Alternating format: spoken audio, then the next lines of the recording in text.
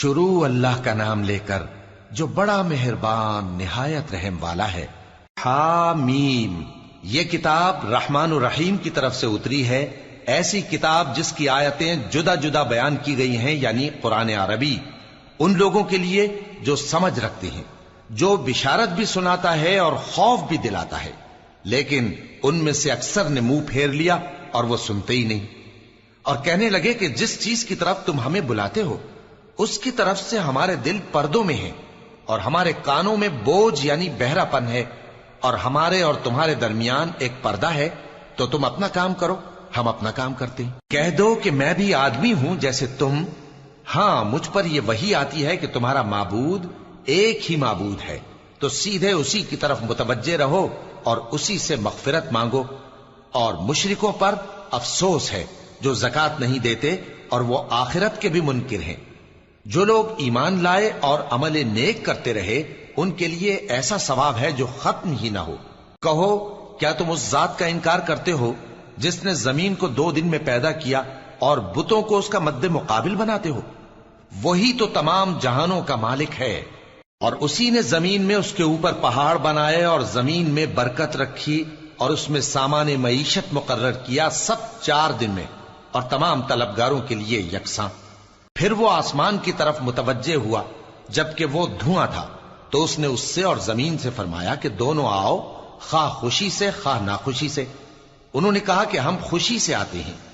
پھر اس نے 2 دن میں 7 آسمان بنائے اور ہر آسمان میں اس کے کام کا حکم بھیجا، اور ہم نے آسمان دنیا کو چراغوں یعنی ستاروں سے سجایا اور شیطانوں سے محفوظ رکھا۔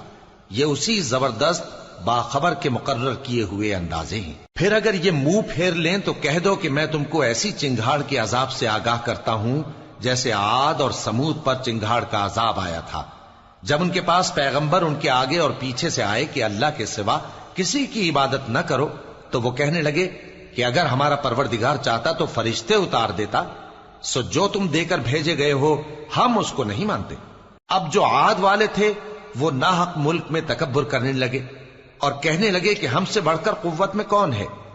کیا انہوں نے نہیں دیکھا کہ اللہ جس نے ان کو پیدا کیا وہ ان سے قوت میں بہت بڑھ کر ہے، اور وہ ہماری آیتوں سے انکار کرتے رہے۔ تو ہم نے بھی ان پر نحوست کے دنوں میں زور کی آندھی چلائی تاکہ ان کو دنیا کی زندگی میں ذلت کے عذاب کا مزہ چکھا دیں، اور آخرت کا عذاب تو بہت ہی ذلیل کرنے والا ہے، اور اس روز ان کو مدد بھی نہ ملے گی۔ اور جو سمود والے تھے ان کو ہم نے سیدھا رستہ دکھا دیا تھا، مگر انہوں نے ہدایت کے مقابلے میں اندھا رہنا پسند کیا، تو ان کے اعمال کی سزا میں ذلت کے عذاب کی کڑک نے ان کو آ پکڑا۔ اور جو ایمان لائے اور پرہیزگار رہے ان کو ہم نے بچا لیا۔ اور جس دن اللہ کے دشمن دوزخ کی طرف اکٹھے کیے جائیں گے پھر ان کی الگ الگ جماعتیں بنائی جائیں گی، یہاں تک کہ جب دوزخ کے پاس پہنچ جائیں گے تو ان کے کان اور آنکھیں اور کھالیں یعنی دوسرے اعضاء ان کے خلاف ان کے اعمال کی شہادت دیں گے، اور وہ اپنی کھالوں یعنی اعضاء سے کہیں گے کہ تم نے ہمارے خلاف کیوں شہادت دی؟ وہ کہیں گی کہ جس اللہ نے سب چیزوں کو نطق بخشا اسی نے ہم کو بھی گویائی دی، اور اسی نے تم کو پہلی بار پیدا کیا تھا اور اسی کی طرف تم لوٹائے جا رہے ہو، اور تم اس بات کے خوف سے تو پردہ نہیں کرتے تھے کہ تمہارے کان اور تمہاری آنکھیں اور کھالیں تمہارے خلاف شہادت دیں گی، بلکہ تم یہ خیال کرتے تھے کہ اللہ کو تمہارے بہت سے اعمال کی خبر ہی نہیں، اور اسی خیال نے جو تم اپنے پروردگار کے بارے میں رکھتے تھے تم کو ہلاک کر دیا اور تم خسارہ پانے والوں میں ہو گئے۔ اب اگر یہ صبر کریں گے تو بھی ان کا ٹھکانہ دوزخ ہی ہے، اور اگر توبہ کریں گے تو ان کی توبہ قبول نہیں کی جائے گی۔ اور ہم نے ان کے ایسے ساتھی بنائے جنہوں نے ان کے اگلے اور پچھلے اعمال ان کو عمدہ کر دکھائے تھے، اور جنات اور انسانوں کی جماعتیں جو ان سے پہلے گزر چکی ان پر بھی اللہ کے عذاب کا وعدہ پورا ہو گیا۔ بے شک یہ نقصان اٹھانے والے ہیں۔ اور کافر کہنے لگے کہ اس قرآن کو سنا ہی نہ کرو، اور جب پڑھنے لگے تو شور مچا دیا کرو تاکہ تم غالب رہو۔ سو ہم بھی کافروں کو سخت عذاب کے مزے چکھائیں گے اور ان کے برے اعمال کی جو وہ کرتے تھے سزا دیں گے۔ یہ اللہ کے دشمنوں کا بدلہ ہے یعنی دوزخ، ان کے لیے اسی میں ہمیشہ کا گھر ہے۔ یہ اس کی سزا ہے کہ ہماری آیتوں سے انکار کرتے تھے۔ اور کافر کہیں گے کہ اے ہمارے پروردگار، جنوں اور انسانوں میں سے جن لوگوں نے ہم کو گمراہ کیا تھا ان کو ہمیں دکھا کہ ہم ان کو اپنے پاؤں تلے روند ڈالیں تاکہ وہ سب سے نیچے رہیں۔ جن لوگوں نے کہا کہ ہمارا پروردگار اللہ ہے، پھر وہ اس پر قائم رہے، ان پر فرشتے اتریں گے اور کہیں گے کہ نہ خوف کرو اور نہ غمناک ہو، اور بہشت کی جس کا تم سے وعدہ کیا جاتا ہے خوشی مناؤ۔ ہم دنیا کی زندگی میں بھی تمہارے دوست تھے اور آخرت میں بھی تمہارے رفیق ہیں، اور وہاں جس نعمت کو تمہارا جی چاہے گا تم کو ملے گی، اور جو چیز طلب کرو گے تمہارے لیے موجود ہوگی۔ یہ بخشنے والے مہربان کی طرف سے مہمانی ہے۔ اور اس شخص سے بڑھ کر بات کا اچھا کون ہو سکتا ہے جو اللہ کی طرف بلائے اور عمل نیک کرے اور کہے کہ میں مسلمان ہوں۔ اور بھلائی اور برائی برابر نہیں ہو سکتی، تو سخت کلامی کا ایسے طریق سے جواب دو جو بہت اچھا ہو۔ ایسا کرنے سے تم دیکھو گے کہ جس میں اور تم میں دشمنی تھی وہ تمہارا گرم جوش دوست ہے، اور یہ بات انہی لوگوں کو حاصل ہوتی ہے جو برداشت کرنے والے ہیں، اور انہی کو نصیب ہوتی ہے جو بڑے صاحب نصیب ہیں۔ اور اگر تمہیں شیطان کی جانب سے کوئی وسوسہ پیدا ہو تو اللہ کی پناہ مانگ لیا کرو، بے شک وہ سنتا ہے، جانتا ہے۔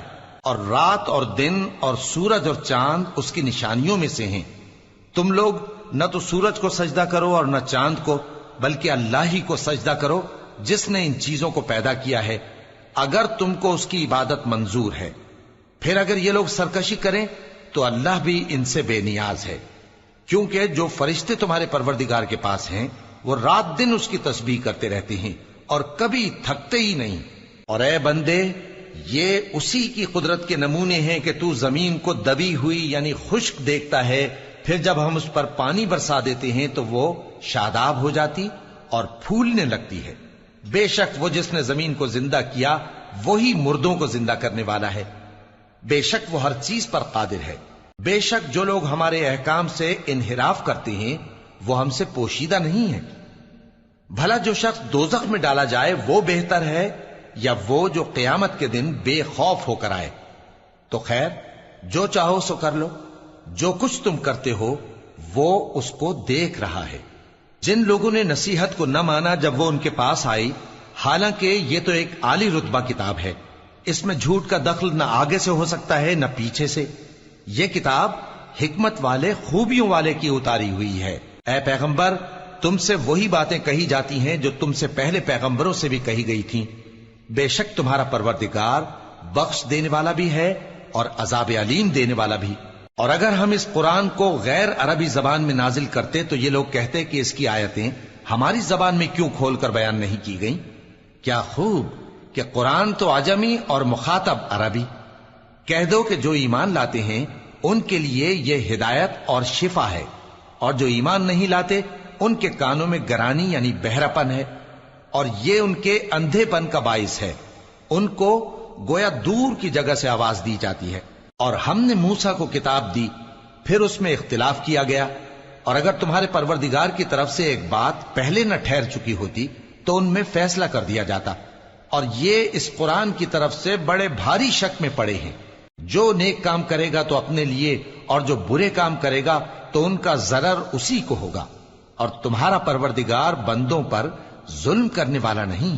قیامت کے علم کا حوالہ اسی کی طرف دیا جاتا ہے، یعنی قیامت کا علم اسی کو ہے۔ اور نہ تو پھل غلافوں سے نکلتے ہیں اور نہ کوئی مادہ حاملہ ہوتی ہے اور نہ جنتی ہے مگر اس کے علم سے۔